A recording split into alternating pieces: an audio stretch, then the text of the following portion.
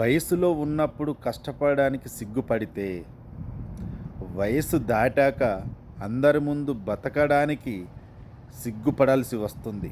గుర్తుపెట్టుకో. జీవితంలో ఎదురు దెబ్బలు తగలడం మంచిదేనేమో. కాలికి దెబ్బ తగిలితే వెళ్ళే దారిలో ఎలా నడవాలనో తెలుస్తుంది. అదే మనసుకు తగిలితే ఎదుటివారితో ఎలా ఉండాలనో నేర్పిస్తుంది. ఎదుటి వ్యక్తి నీపై నేరుగా గెలిచే దమ్ము లేనప్పుడు నీ వ్యక్తిత్వాన్ని విమర్శించడం మొదలు పెడతాడు. గుర్తుపెట్టుకో. రేయ్, చేసిన అవమానాలు, పెట్టిన బాధలు, వెనకాల తీసిన గోతులు, ముందు చెప్పిన నీతులు అన్నీ గుర్తున్నాయి. లెక్క పెట్టి వడ్డీతో సహా తిరిగిచ్చేస్తా. గుర్తుపెట్టుకో.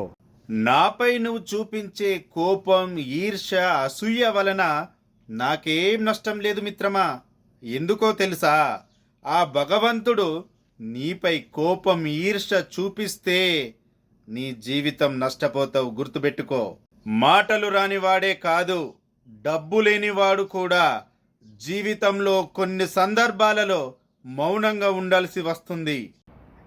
తుప్పు పట్టిన ఇనుము, కుళ్ళిన పండు, చెదలు పట్టిన కర్ర, గర్వం నిండిన మనిషి వాటంతట అవే నశిస్తాయి. గుర్తుపెట్టుకోండి. కోల్పోయిన వాటి గురించి ఆలోచిస్తూ కూర్చుంటే ఉన్న వాటిని కూడా కోల్పోవలసి వస్తుంది. కొమ్మ నుండి రాలిపోయిన పువ్వులు తిరిగి అతుక్కోలేకపోవచ్చు, కానీ ఆ కొమ్మ బలంగా ఉంటే మాత్రం తిరిగి పుయ్యవచ్చు కదా.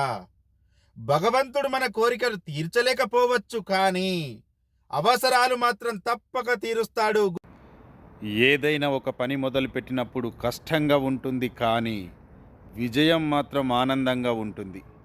కష్టానికి భయపడి ఎప్పుడు ఆగిపోకండి. గుర్తుపెట్టుకోండి. జీవితంలో మనిషి త్వరగా పెరగాలి, ఎదగాలి అని ఆశపడడంలో తప్పు లేదు, కానీ కలుపు మొక్క పెరిగినంత త్వరగా తులసి మొక్క పెరగదు. అవినీతిపరుడు ఎదిగినంత త్వరగా నిజాయితీపరుడు ఎదగడు. మనసు నిండా స్వచ్ఛమైన ప్రేమ ఉన్న వారికి గుండెల నిండా బాధ, ఎన్నో నిద్రలేని రాత్రులు ఖచ్చితంగా ఉంటాయి. లంచం ఇవ్వడం, తీసుకోవడం రెండూ తప్పే. లంచాన్ని ఉపేక్షించకండి. భవిష్యత్తును అంధకారం కానివ్వకండి. అవినీతి రహిత సమాజం కోసం కృషి చేద్దాం. ₹1 దానం చేసి 100 మందికి తెలిసేలా చెయ్యి. తప్పు లేదు, కానీ 100 తప్పులు చేసి ఒక్కరికి కూడా తెలియకుండా చెయ్యి. ఇదే నేటి రాజనీతి. గుర్తుపెట్టుకో. అప్పు చేయకుండా ఉండడానికి ప్రయత్నించండి. ఎందుకో తెలుసా? రాత్రులు నిద్ర పట్టకుండా చేస్తుంది, పగళ్ళు తలెత్తుకోకుండా చేస్తుంది. కాబట్టి ఉన్న దాంట్లో సర్దుకోండి. అతిగా అరవడం వలన మాట విలువ, అనవసరంగా ఏడవడం వలన కన్నీటి విలువ తగ్గిపోతాయి. అన్ని వ్యాధుల్లో కల్లా భయంకరమైన వ్యాధి అహంకారం. అది సోకిన వారు సంతోషంగా ఉండరు, ఎదుటి వారిని సంతోషంగా ఉండనివ్వరు. గుర్తుపెట్టుకో. సమస్య సృష్టించాలనుకునే వారు సమయం కోసం ఎదురు చూస్తారు. అదే సమాధానం కావాలనుకునేవారు సహనంతో ఎదురు చూస్తారు. ప్రతి చోట ఆలోచించడం ఎంత అవసరమో, ప్రతి చోట నేర్చుకోవడం కూడా అంతే అవసరం. జీవితంలో బాగా గుర్తుపెట్టుకో.